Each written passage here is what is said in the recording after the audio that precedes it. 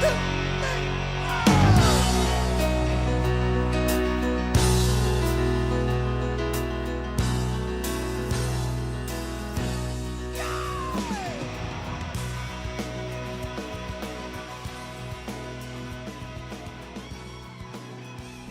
good morning. Welcome back to the Broadcast Retirement Network.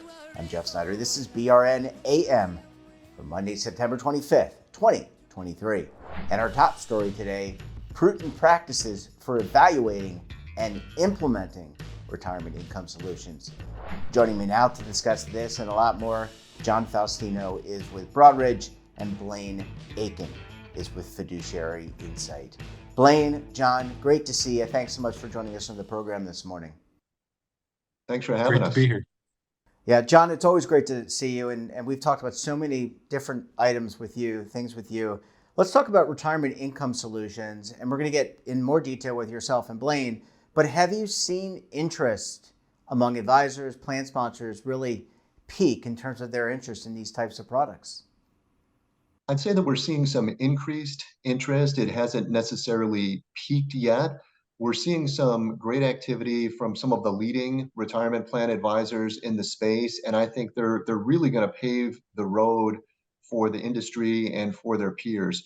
So there have been several events that I've been a part of where leading retirement plan advisors, the folks that are on the forefront of changes, have really embraced retirement income because they realize that it's an opportunity for them to do the right thing for their plan participants, and it's also a business development opportunity for them.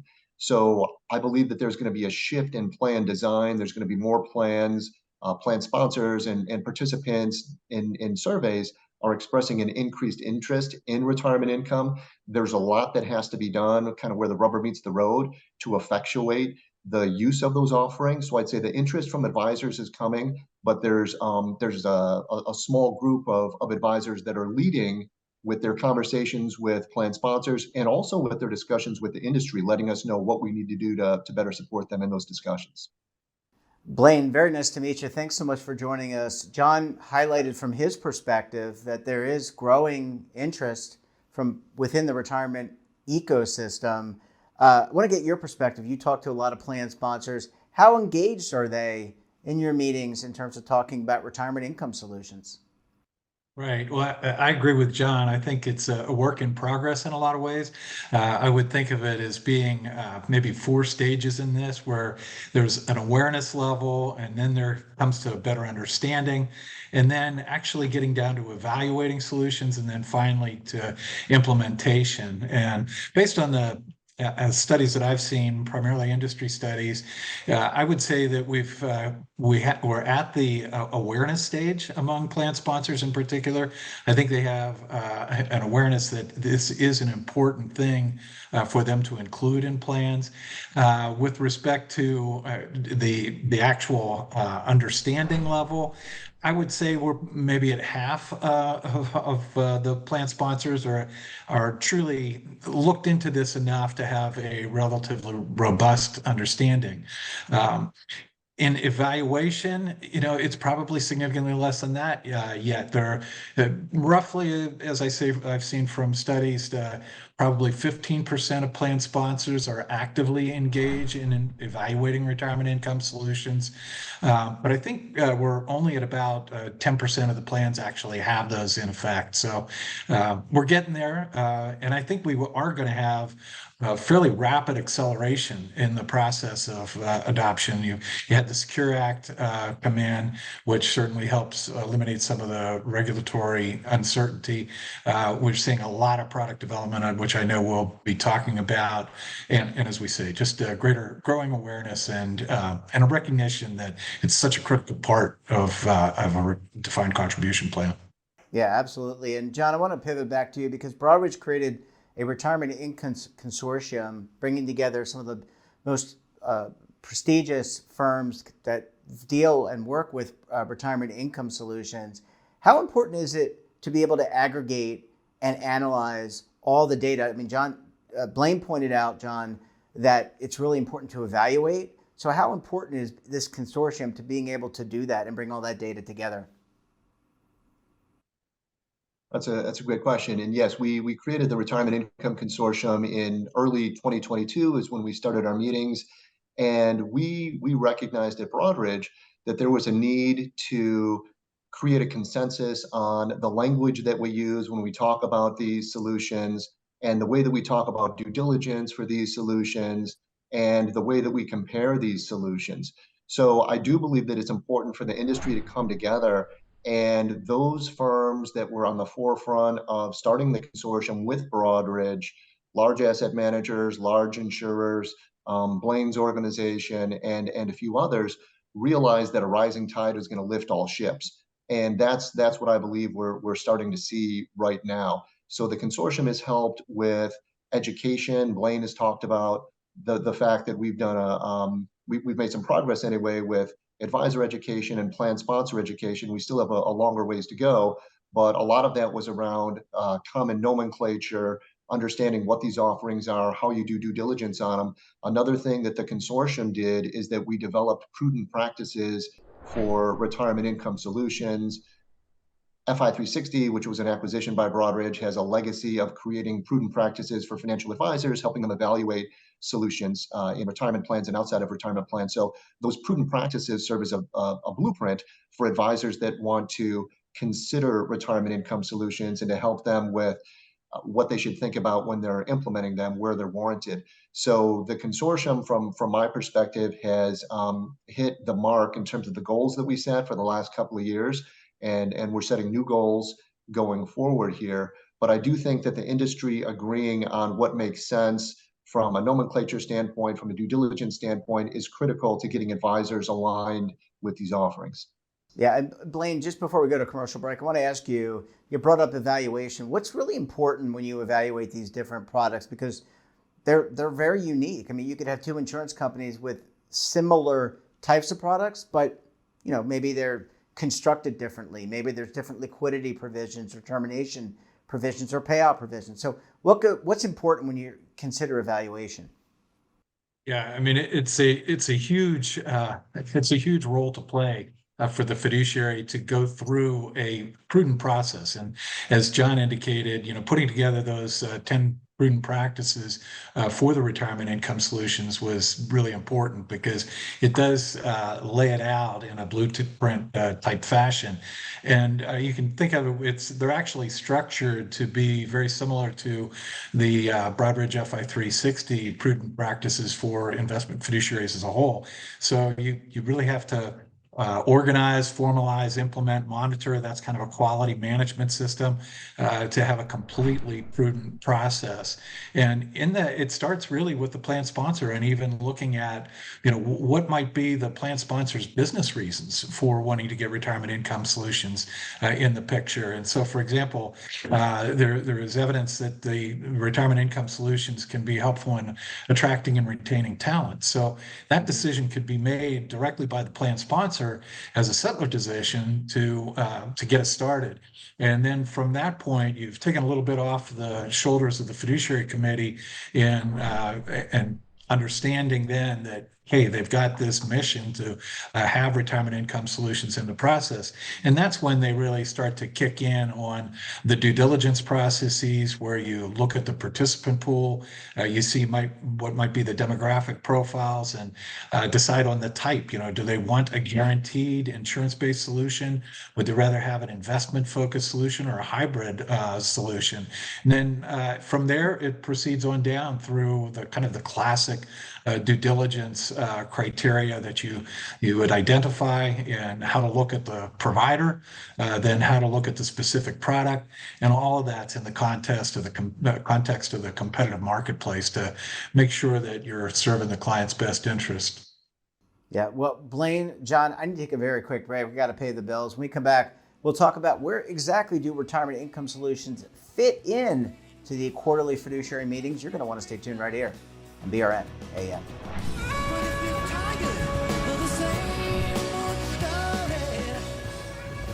Imagine a new television network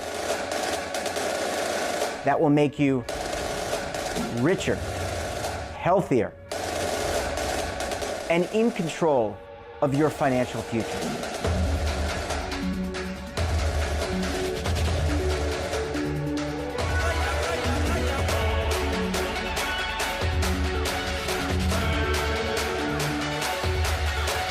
This network is for the policewoman in Nashville, Tennessee, the baker in Dubuque, Iowa, the teacher in Lexington, Kentucky. We want to make the idea of savings and retirement culturally relevant. But what do you see as a defining issue of the midterms? Especially for the smaller businesses. I mean, they are the lifeblood of the American economy.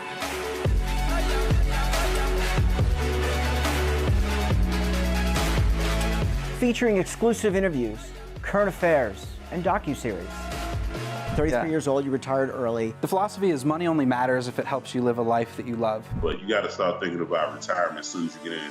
The Broadcast Retirement Network will drive very high engagement with premium partnerships. So this isn't retirement and savings for your parents or grandparents. This is for all Americans. And we're going to change the way you think about money.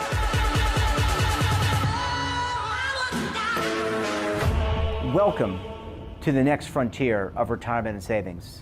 This is BRN, the Broadcast Retirement Network.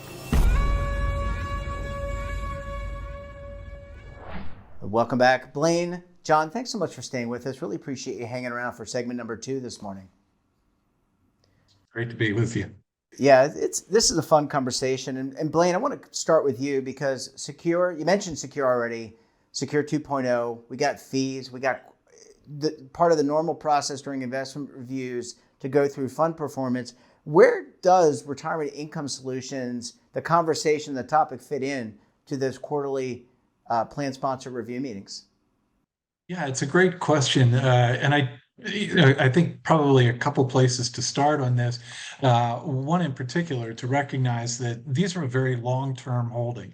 And so consequently, it's probably not going to be the hot topic on the quarterly agenda. It's more likely that it would be maybe a focal point of one of the quarterly meetings to be able to look at the competitive marketplace and see how the existing solution might stack up against what is available out in the marketplace now, given developments along the way and so forth. And certainly whenever that review takes place, you'll be looking at fees, you'll be looking at product developments, you'll look at the participant profile to find out how that all fits and whether it's changed. But as I say, it probably more that's a one-time event. One thing that I do think would be in the individual quarterly meetings is to look at the participant utilization, because it's really so vitally important to make sure that those numbers are going up, that we get more and more people who have the benefit of that kind of service that's provided by the retirement income solution. So, we know that there are oftentimes the retirement income solution, most of the time, would be included in the qualified default investment alternatives. That's usually the best place for them to be. So you're liable to see some real growth in there on a regular basis. But by putting it in a quarterly meeting, it adds emphasis to the fact that we want to pay close attention to getting the numbers up, because it is such an important part of the picture overall.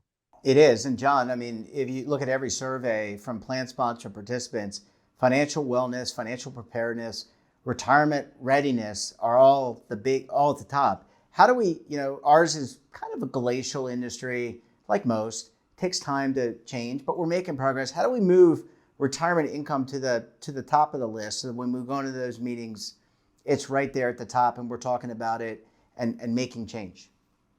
Well, I think there's some things that have been done on the regulatory front that really help that cause. We live in a very polarized political world. Everybody knows that. You can't get Republicans and Democrats to agree on too much. But one thing that they have agreed on is Secure 1.0, bipartisan support in the House and the Senate. And that really facilitated the use of guaranteed income within plans. And then Secure 2.0 had that same bipartisan support. And that facilitates more retirement plan access for those folks that are in those 50 and under employee companies. So the fact that the regulators have done that, that the legislators have done that is really positive. The Department of Labor sees this as a core focus as well. And then you've got industry that's really behind it too. But one other big catalyst that I think we need to talk about here is the states. So Secure 2.0, Secure 1.0, that creates incentives, it creates opportunities to kind of grease the wheels to make it a little bit easier to include these retirement income solutions and to make them available to plans that maybe are just going to be starting up in the next couple of years. What the states have done is they have said you need to have a retirement plan. Either you have to get into the state's plan or you have to start a 401k.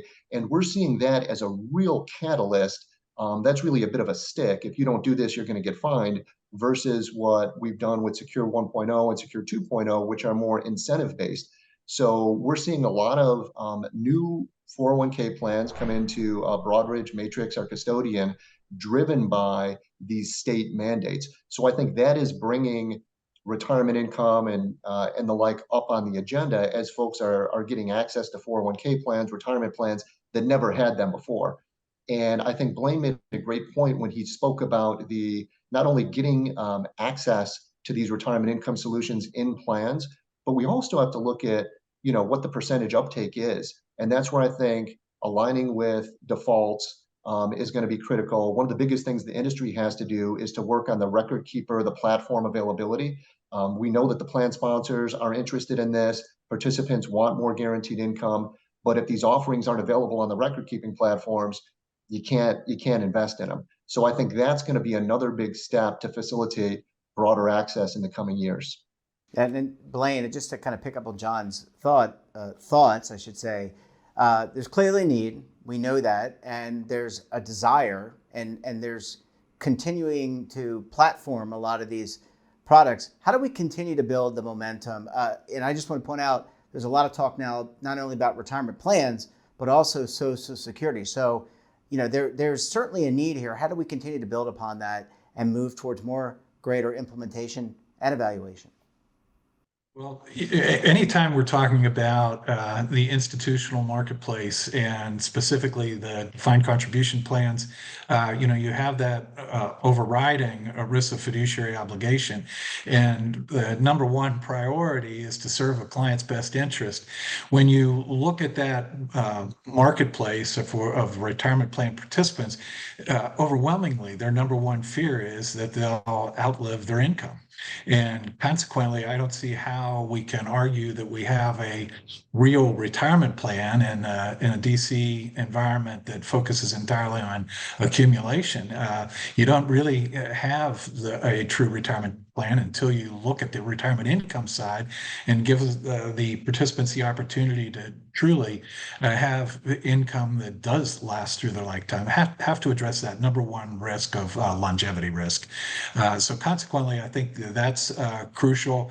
John alluded earlier to, I think, a key point, and that's the advisor uptake. I think the advisor plays such a key role in helping sponsors understand the need and importantly, the fact that the marketplace has certainly progressed to the point where these are now compelling products and services that you can be added and done in a much more economic way, and also in terms of the practical dimension, which again John mentioned. So you're seeing the product developments, you're seeing cost reductions, you're seeing the high level of demand out there. Driven by the need. So I think all of those things are going to be key to kind of keeping the momentum as we go forward. Yeah, really good point. And John, I want to kind of tie it up in a nice bow. The Retirement Income Consortium's done a lot of great work, but you're continuing to build. If I'm watching this program, I represent an organization that is not part of the consortium. How do I get involved? We'd love to talk to anyone that's interested in retirement income. We are open to taking on new members if folks are interested in joining, and we collaborate with a lot of organizations that aren't members as well. So anyone that is interested in retirement income, what we're doing with the consortium, please reach out to me directly. I would love to talk to you. We've got a long way to go. We've made great progress so far, and we're committed to helping the industry and helping participants get access to retirement income where it makes sense. So we're all for talking to others that have those same incentives and goals. Yeah, well, uniformity and availability of data, certainly really key to success for the implementation of retirement income solutions. John, great to see you again. Blaine, great to meet you. Thanks so much for joining us. And we look forward to having you both back on the program again very soon. Thank you both. Thank you for having us. And that wraps up this episode of BRN AM. Have a topic of interest, someone you think we should talk to? Drop us a line, and don't forget, for all the latest curated news and lifestyle, wellness, finance, tech, so much more, and all in one place. One place. Check out today's edition of our daily newsletter, The Morning Pulse. Want to search our archives, check out our latest content? Well, visit our website. We're back again tomorrow with another great edition of BRN AM. We'll have another very special guest. Until then, I'm Jeff Snyder. Stay safe. Keep on saving. Don't forget. Roll with the changes. Waiting here for you to take and drink of. But if you're tired of the same old, Now is your opportunity to co-create content around any topic on the first lifestyle and wellness network. Reach a global audience through our platform and co-own exclusive branded content. All of our programs are available on demand and also as audio-only podcasts, so you can take us on the go. Broadcast Retirement Network, available anytime, anywhere, and on any device.